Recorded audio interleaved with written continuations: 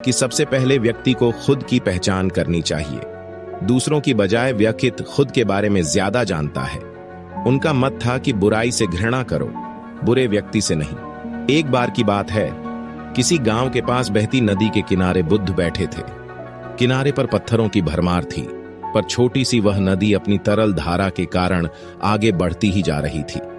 बुद्ध ने विचार किया कि यह छोटी सी नदी अपनी तरलता के कारण कितनों की प्यास बुझाती है, लेकिन भारी भरकम पत्थर एक ही स्थान पर पड़े रहते हैं और दूसरों के मार्ग में बाधक बनते रहते हैं। इस घटना की सीख यह है कि दूसरों के रास्ते में रोड़े अटकाने वाले खुद कभी आगे नहीं बढ़ पाते, परंतु जो दूसरों को सद्भाव और स्नेह देता है वह स्वयं भी आगे बढ़ जाता है। बुद्ध ऐसे ही विचारों में मग्न थे कि तभी उन्होंने ग्रामीणों की एक भीड़ को अपनी ओर आते देखा। बड़ा शोर था और लोग किसी युवती के प्रति अपशब्द बोल रहे थे। तथागत ने देखा कि लोग एक युवती को घसीट कर ला रहे थे और उसको गाली भी दे रहे थे। भीड़ के नजदीक आने पर बुद्ध ने लोगों से युवती को पीटने और अपशब्द कहने का कारण पूछा।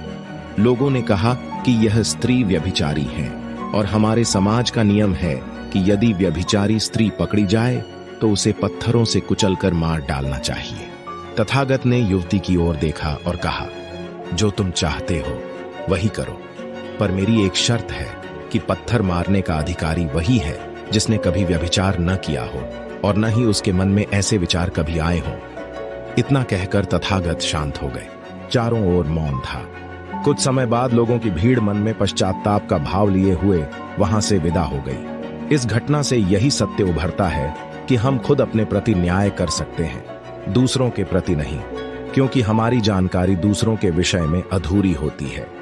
यदि हम किसी के प्रति न्याय करना चाहते हैं तो उसे ऐसा प्यार और स्नेह मिलना चाहिए कि खुद ही अपने दोषों को स्वीकार कर ले और उन्हें पुनः न दोहराने का व्रत ले।